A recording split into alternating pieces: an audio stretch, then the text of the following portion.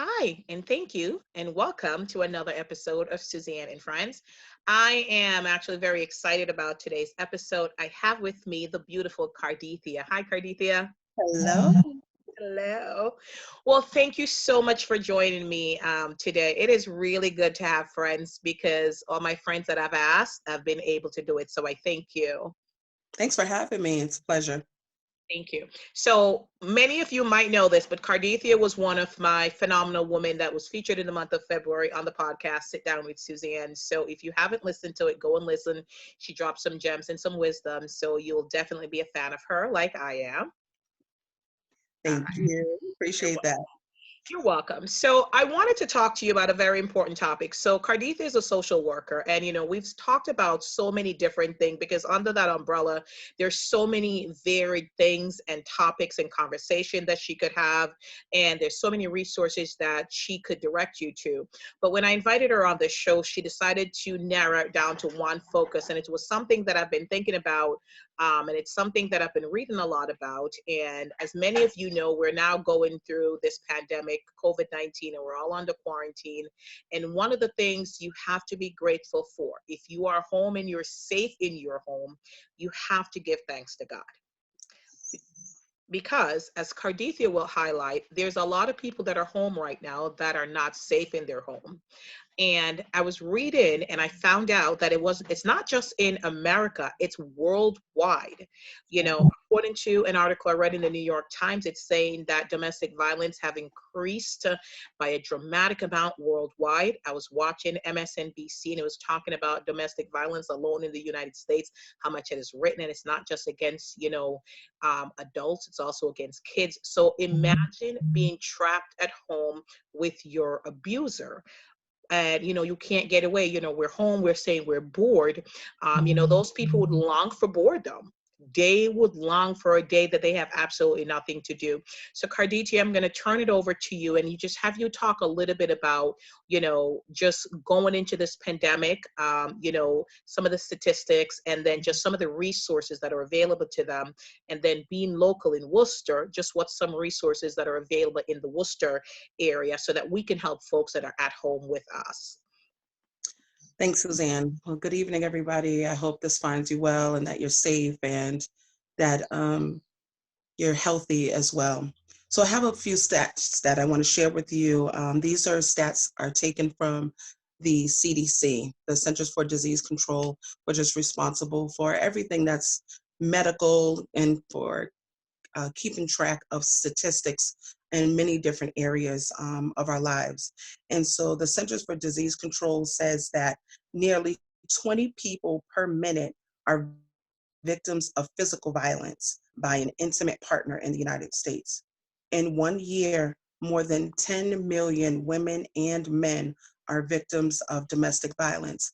And throughout this talk, you'll hear me mention domestic violence, and I'll also say intimate partner violence. That is the new language that has been used because so many times the language in the past was just domestic violence, but they're saying that it's intimate partner violence as opposed to just domestic violence, because sometimes people are no longer together, they're no longer in a domestic relationship living together, but yet and they had some type of intimate relationship at some point in time, and so they changed the language a little bit. So you may hear me using the terminology interchangeably. The stats go on to say that 1 in 3 women and 1 in 4 men have experienced some form of physical violence in an intimate partner with an intimate partner within their lifetime. And I think it's important to note that intimate partner violence or domestic violence is not just a women's issue. There are men who are also victims of intimate partner violence as well. And so the statistics reflect that it's also very common for men. On a typical day, there are more than 20,000 phone calls placed to domestic violence hotlines across the country. That's a huge number. But the great thing about that is that people know that those numbers are there and that there are resources and there are people for them to talk to, that they can reach out to get some guidance, get some support, and even help them to make some plans about how to keep themselves safe. In addition, domestic violence accounts for 15% of all violent crimes in the United States. It is the most common among women ages 18 to 24, as well as ages 25 to 34. However, intimate partner violence scans the gamut. You see younger women, you see middle-aged women, and even older women can be victims of intimate partner violence. However, these are the age groups where it is considered to be most common. As of April 12th, domestic violence has surged since the start of the coronavirus lockdown, and particularly in the United Kingdom, 700%, 700% increase in calls in its hotline in one single day, which is a staggering statistic. Since March 16th, the National Domestic Violence Hotline has received 2,345 calls in which COVID-19 was cited as a condition of the abuse.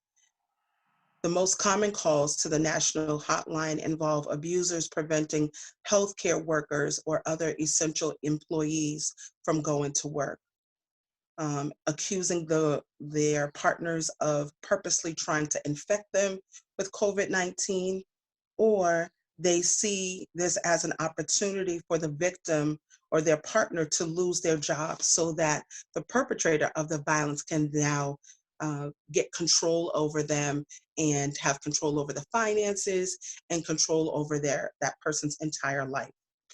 Some abusers have been preventing their partners from taking preventive measures as a form of power and control, like restricting hand sanitizer, restricting soap or access to the showers. Or on the other side of that is causing or making the healthcare professional shower excessively, wash their hands excessively, use sanitizing products excessively as well. So that may not seem like it's a bad thing, but can you imagine if someone is forcing you, you've been washing your hands all day anyway, and someone is forcing you to use bleach and sanitizer and other things that can cause your hands and your skin to be damaged. I don't know about anybody else, but I've been washing dishes with bleach regularly and my skin is starting to break down because I'm using it so frequently. So I can't imagine, and that's of my own doing, I can't imagine if someone was forcing me to use bleach and sanitizer and other products against my will. And imagine if you are so committed to your job and you want to go out to help because that's what you've been trained to do as a nurse, as a CNA, as a physician's assistant, as a doctor, and someone's telling you you can't go to work. You can't go do what you've been trained to do in order to make a difference in someone else's life. And so these men and women are under some very difficult situations that they have to face. And yet many of them are going on to get out of the house and to make it to work and to do what they need to do. And when you think about it, they really are the true heroes when they go out and put their lives on the line to make sure that they're able to take care of people who are in need. And yet they have to leave their home environment, which is not a safe place for them. As Suzanne said earlier, many of us are at home and we are safe and we don't have to worry about who's going to control us. But not everyone who's at home is safe at home. So it's really important for us to keep that in mind. I wanted to add, say that again, I'm sorry. No, I said I agree. Something that you should keep in mind, there's some studies that indicate that when there's natural disasters or extreme financial distress, such as a recession, um, it correlates with higher rates of intimate partner violence. This is seen in the United States and France and Australia, UK, and many other countries across the world. So a situation like this where our economy is affected, and many times, but not all the time, but many times, the man is the breadwinner. And if for some reason he loses his job and he's known to be the provider. Now he is not able to do that. He's not able to pay the bills, and he's not able to provide for his family as he normally would. That's going to cause a lot of stress and a lot of frustration and a lot of tension in the household. And sometimes that will cause people to lash out physically, or they may turn that anger inward, start drinking, start smoking, trying to cope. And then as a result, then that behavior, that frustration then lashes out also towards the people in their home, their wife, their children, or their husband. And so it's really important to know that in economic times of distress, it brings out some of this behavior in people. In 2016, a study showed that rapid increase in the unemployment rate during the Great Recession increased men's controlling behavior towards romantic partners. So I just explained that. And so that's quite evident. And so it's really important that men who exhibit this type of behavior will often um, force their partners to be isolated from their family, isolated from their parents, isolated from their friends, isolated from their siblings, and really don't even are not able to develop strong work relationships because they just don't allow them to have any real contact with anyone. And so just imagine if you are at home and you enjoy going out to work, and now you can't go to work, and because your job is shut down, then this gives the perpetrator even more access to you. And so many perpetrators are taking advantage of the quarantine to exhibit more control and even more violence on their partners. And this is why it's so important for us to check on one another. Mhm. You will see on the TV, you'll see things like we're all in this together. But I'm also hearing more about check on your family. Call and check on people, not just the elderly, not just your family. If you're thinking about friends and your friends, coworkers, call people and check on them. Don't assume that everyone is okay, because everyone's not okay. And just at the moment that you may take a moment to give someone a call, you might save someone's life. You might be their lifeline. Just think that if everyone took the time to call 5 people a day to check on them. How are you? I was thinking of you. You guys okay over there? And not the same 5 people every day, 5 different people every single day. And I know plenty of us have a number of people's names and numbers in our phones that we could check on 5 different people every single day. How are you? How are things going? How are you managing with the kids at home and trying to homeschool them and working from home? You guys have got enough food? How are you managing financially? These are the kind of questions that can be really helpful, because you may catch someone at the right time and they may say, yeah, we're actually really struggling. Mhm. And your call could be just the thing that they need to hear, where you could be the lifeline for them to be able to say, okay, I'm going to put together a care package for you and drop it off on your doorstep or on your porch. Or what's going on? What can I do to help? So we can't always assume that we know what people need, but it's really important to ask what people may need for help. But we need to make the effort to call. We need to call people. We need to check on them. Don't assume because they're professionals, because they're doctors or lawyers or they're nurses or bus drivers or managers uh, of different levels and different industries, that everything is okay, because people are really, really struggling, and we need to look out for one another. Absolutely. That's how we're gonna come through this. Absolutely. I mean, you gave some great information, and I thank you for that. And, you're right. Just like COVID-19 is no respecter of person. I mean, old, young, rich, poor, overweight, underweight, whatever it is, pre-existing medical conditions, perfect health, they're all being affected. And so many people are dying. Every day the death toll rises. And I think similarly, like, we shouldn't assume anything about anybody and realize that everybody, we're in this together, and reach out. And sometimes you might think, like, they're rich. Why am I reaching out to them? Like, they don't need anything. But it could just be a kind word, just to know that somebody cares, to say, hey, I'm thinking of you. And, you mentioned the statistics about, violence against domestic partners and intimate partners.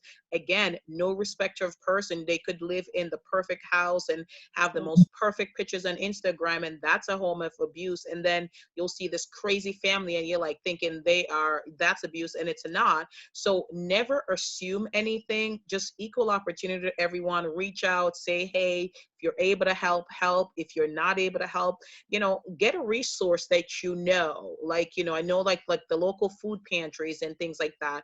I know that schools are giving out lunches and things like that. There are resources. So if you can't help personally, you can direct them to, even if you just go pick it up and bring it to them.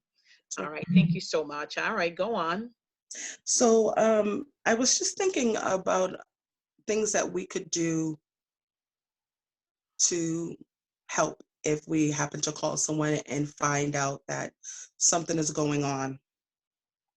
And so I was thinking that you could possibly establish a code word. If there's a particular family that you know that there is a history of domestic violence, you could establish with the victim in that relationship a code word that they could use, that they could either text you or they could call you or they could give that code word to their children so that they could reach out and let someone know that there's something going on and that they're not safe.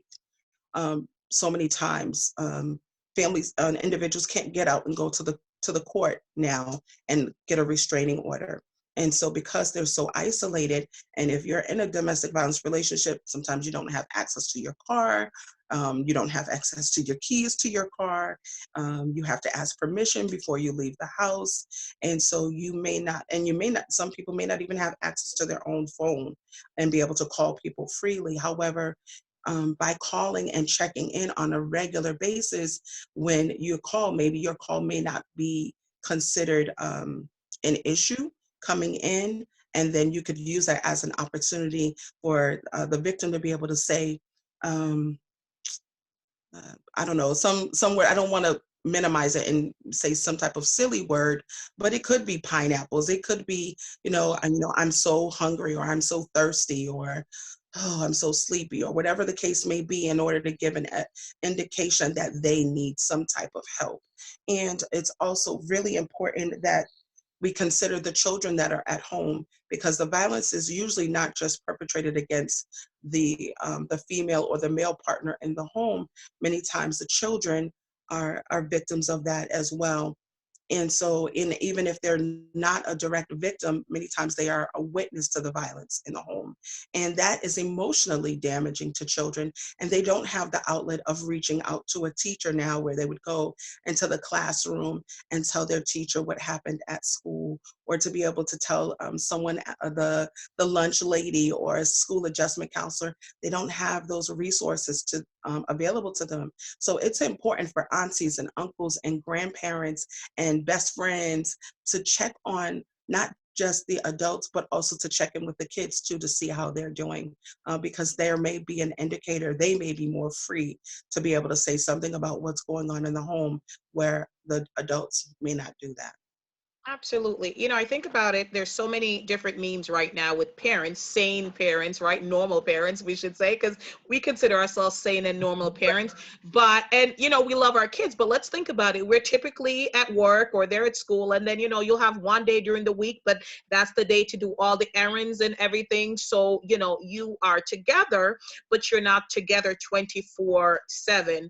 Now, let's think about how long this quarantine started. Now, people have been alone since, I think, March 15th. I think that's when the kids were out of school. And Right. it's now April 16th, and it's like 24 hours a day. You have to be their teacher, their lawyer, their doctor, like everything they want. They come to you, and unless you live in a mansion and have different wings, Right. like you're on top of each other. That's so So true. can you imagine, and in a normal situation, like irritations happen, people get on your nerves. You're like, okay, I just need 1 minute.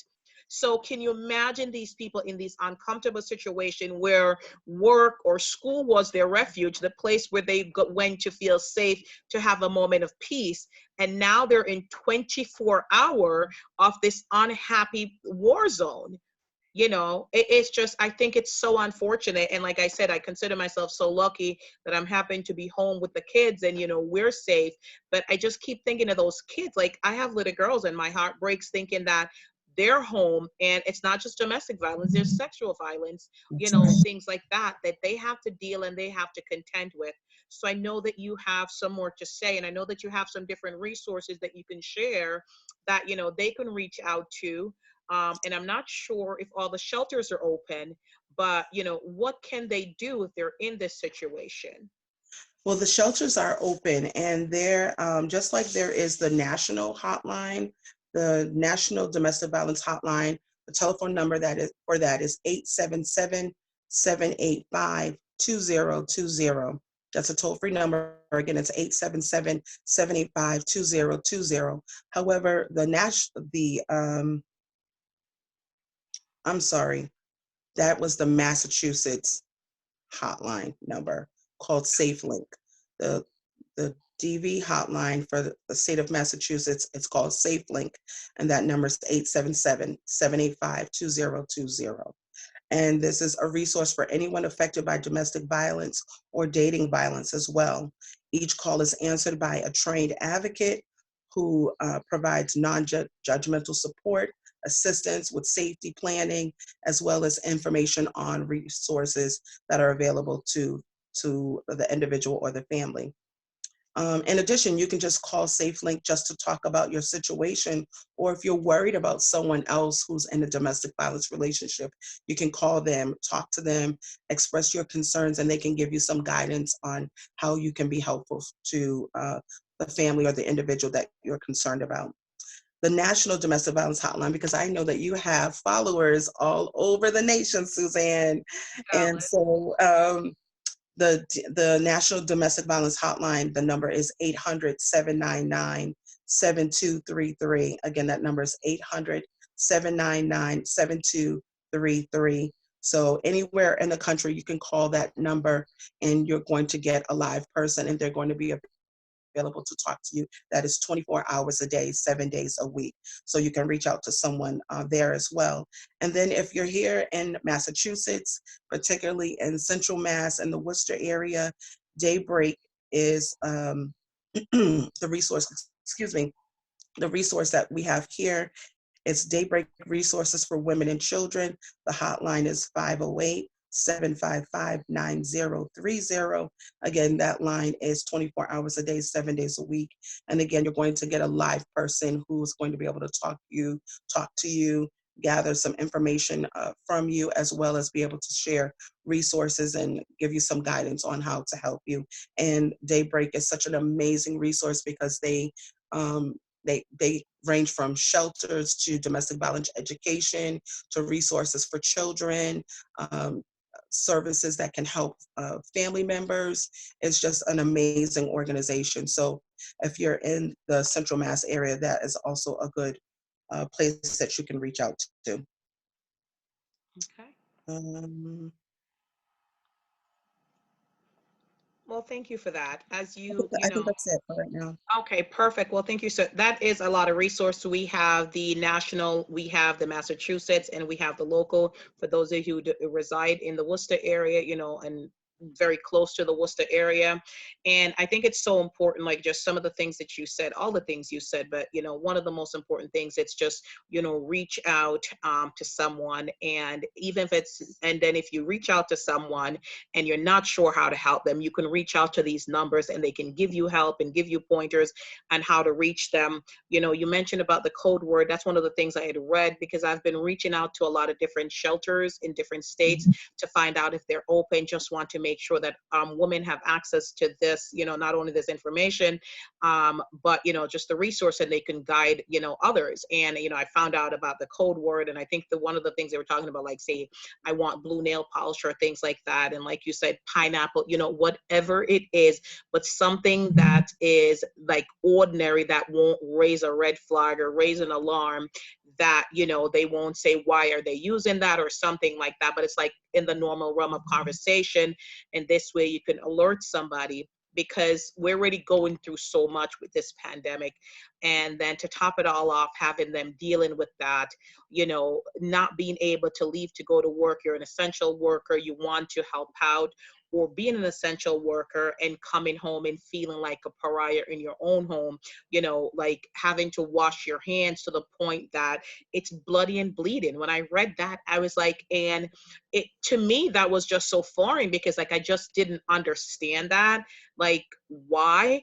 But like the more I read, it wasn't an anomaly, it wasn't a one-off. There were so many people that was going through this. And I think it's important that, if you're safe, to try and help those that are not safe. And, there's folks you might have suspected and folks that you might not have suspected. So don't assume, just go ahead and call folks and genuinely try to connect. A lot of times we spend more time on social media, we're liking somebody's pitch or something like that, and we feel like we're connected. And that's great, but you're not connected, because I have seen people that will interact with me over social media for a couple of years, and I haven't seen or spoken to them, in years, and things like that. So it's like, social media is social media, but we've got to make that connection. We've got to reach out. We've got to call. We've got to inquire. We've got to figure out how to get through this together. Absolutely. And it's reaching out that's going to make the difference. Yeah. Don't assume. Don't assume that everyone is safe in their homes, because everyone is not safe. Be grateful if you are safe in your home. And if Hmm. you're not, call one of these numbers, reach out to someone, let someone know that you need some help, and allow the advocates or whoever allow people to help you. But don't be afraid to reach out. All right. Thank you so much. And I thank you so much for taking the time to be on the program. I really hope that, this format, somebody is able to gain some help from it, whether it's this topic we're talking about, it's another topic, because I really wanted to focus on things that are relevant to what people are going on right now. And a lot of times things are happening, it seems so foreign to us. You're like, I don't know anybody who suffers from, domestic violence. You do. You do. You do Yeah. know somebody. Because what did you say? Is it one in every minute? How many women every minute? Yes, nearly 20 people per minute are Per victims minute. of physical per Think minute. about that. So trust me, there is somebody, somebody that you would have never suspected that's going through that right now. So if you're happen to be one of the blessed one that's safe, let's do this. We're going to do this together. I guarantee it that we are going to save each other. That's how we're going to do it. And there are resources out there to help guide us to get us there. So Cardethia, I thank you. I appreciate you so much. And I know that you deal with this in your job on a daily basis and things like that. So a lot of times when people are home, they're like, I don't even want to deal with that. I make pizza all day. I'm not making pizza when I come home. So, but I appreciate you taking the time to come on and talk about it, because like you said, we're in this together. Thank you for having me. I appreciate it. You're right. This is what I do every day, all day. But I love what I do. And I think that any opportunity that we have where we can share information and enlighten people, um, that may be an opportunity, that could be an opportunity to save someone's life. And so that's what I'm about. Perfect. And that's Thanks a for having perfect me ending. again. I appreciate it. No problem. Until next time. Take care.